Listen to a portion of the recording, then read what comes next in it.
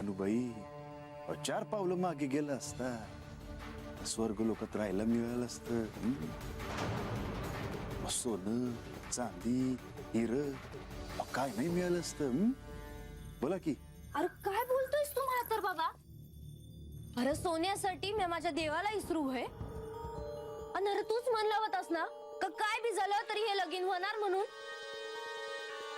आणि आता लागलीच असं म्हणतोय स्वयरा. हा एकदा विचार तरी करायचा होता समध्याचा. असं माझं म्हणणं होतं. कशा पायी विचार करायचा आणि कसला विचार करायचा? अरे मला नग ते सोनं चांदी हिर काय बी नग. माझं देव देत्याल ते पुरं आहे बघ माझ्यासाठी.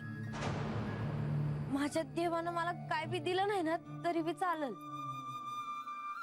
अरे माझं देव आहे म्हणून मी आहे, म्हणून माझं जगणं आहे. त्यांच्या बिगर काय मोल आहे र मला? काय नाही. आणि असं बी अगोदर जाणार होत,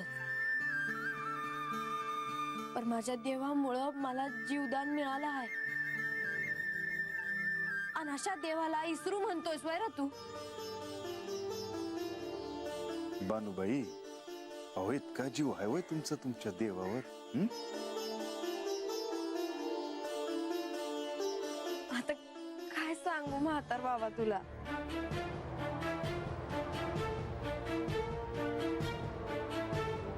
माझा त्यांच्यावर किती जीव आहे ते कोणासनी बी कळणार नाही बघ. त्यांच्या बायकोसनी बी ते ध्यानात येणार नाही.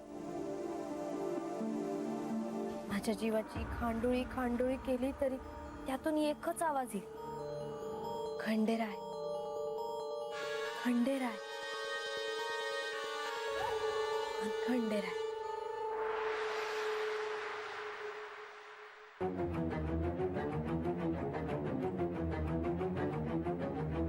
देवी, आपला निरोप मिळाला. या बंधू.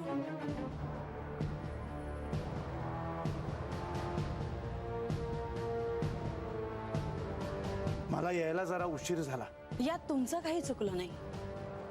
खरं तर हे सगळं समजून घ्यायला मलाच खूप उशीर झाला आहे.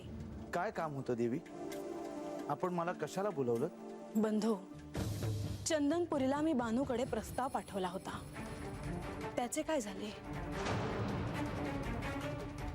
नुकतंच प्रस्तावाचं उत्तर आलं आहे. खरं तर त्यामुळेच उशीर झाला. काय आले आहे प्रस्तावाचे उत्तर?